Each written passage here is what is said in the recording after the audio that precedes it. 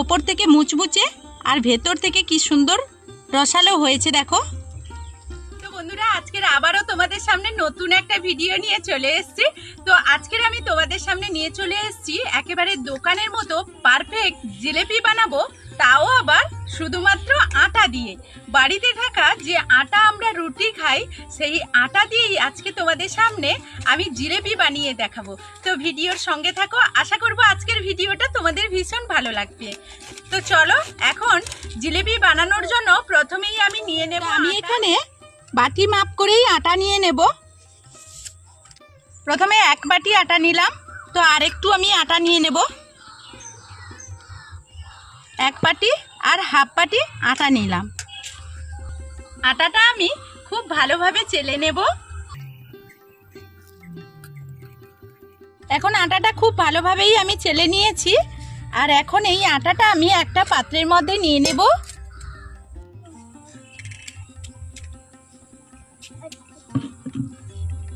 তো আমি 1 বাটি আর হাফ বাটি আটা নিয়েছিলাম, আমি পুরো ভর্তি করে 1 বাটি জল নিয়ে নেব। এই অল্প অল্প জল দিয়ে আমি মাখাবো।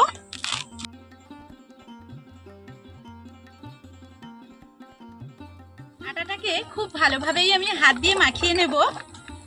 আর এইদিকে আমি একটা চিনির শিরাও তৈরি করে নেব।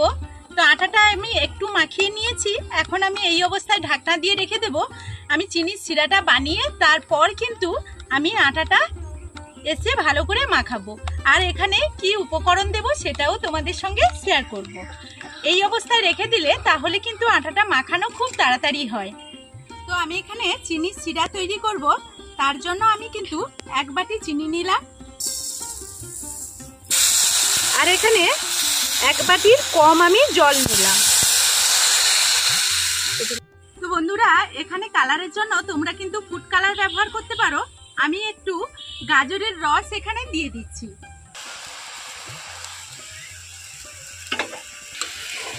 চিনিটাকে খুব ভালোভাবে আমি মিশিয়ে নেব জলের সঙ্গে।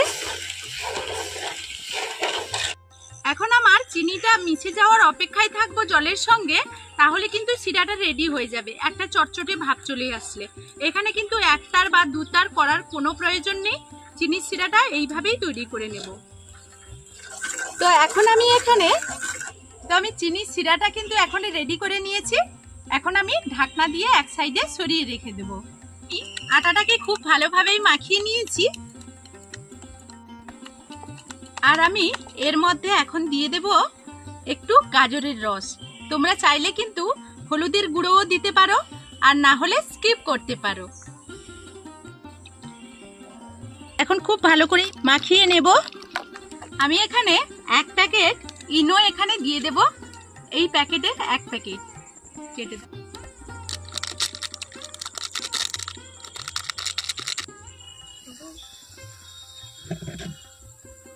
তো একটু জল দিয়ে দিলাম যাতে তাড়াতাড়ি ভাবে সবগুলোর সঙ্গে মিশে যায়। এই রকম একটু ভালো করে ফেটিয়ে নেব। তো এটা আমার মাখানো হয়ে গেছে।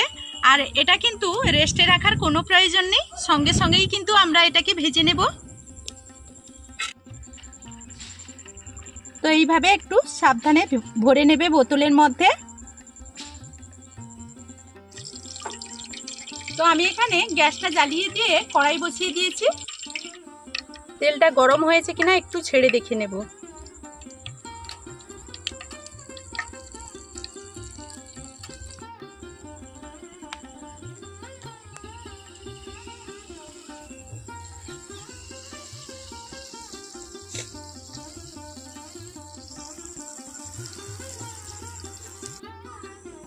তো জিলেপিগুলো একটু লাল লাল করে ভেজে নেব। আমি প্রথমে কিন্তু একটু দিয়ে দেখলাম, একটু লাল লাল করেই কিন্তু ভেজে নিতে হবে।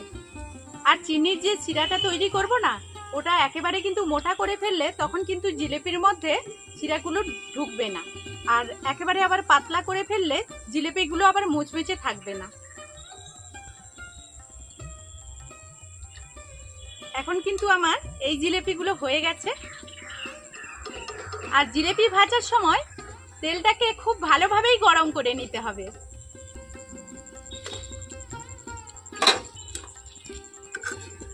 এখন আমাদের এইভাবে চিনির শিরাতে ডুবিয়ে নেব। আর এখন এইভাবে তুলে নেব।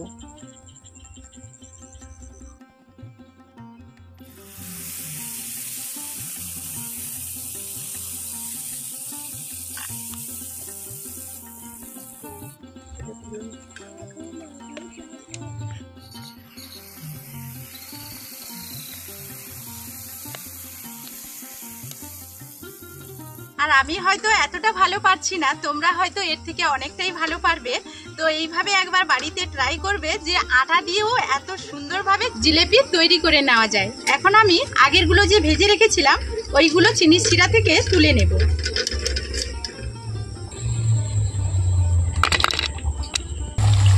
এই পাশে আমি উল্টে পাল্টে দেবো এইভাবে।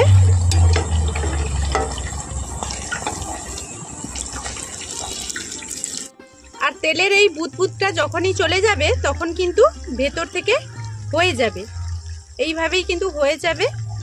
তো এখন আমি জিলেপিগুলো তুলে নেব, এগুলো আমার হয়ে গেছে।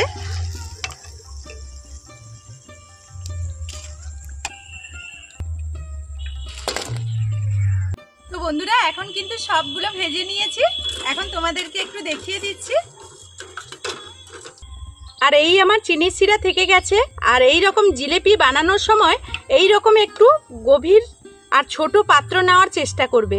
যেহেতু আমরা বাড়িতে করব তাহলে অতিরিক্ত চিনির শিরা করার কোনো প্রয়োজন নেই। এই রকম গভীর জায়গায় হলে তাহলে চিনির শিরার মধ্যে খুব ভালোভাবে জিলেপিগুলো রস টেনে নেবে আর জিলেপিগুলো সবগুলো ডুবেই থাকবে।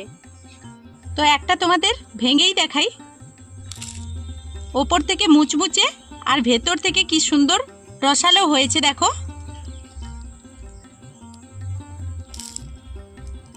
দেখো তো বন্ধুরা ভেতর থেকে তো রসে ভর্তি তোমাদের দেখালাম। তো বন্ধুরা আজকের মতো ভিডিওটা এই পর্যন্ত। নতুন কোনো ভিডিও নিয়ে ততক্ষণ সবাই সবার পরিবারকে নিয়ে ভালো থাকবে, সুস্থ থাকবে।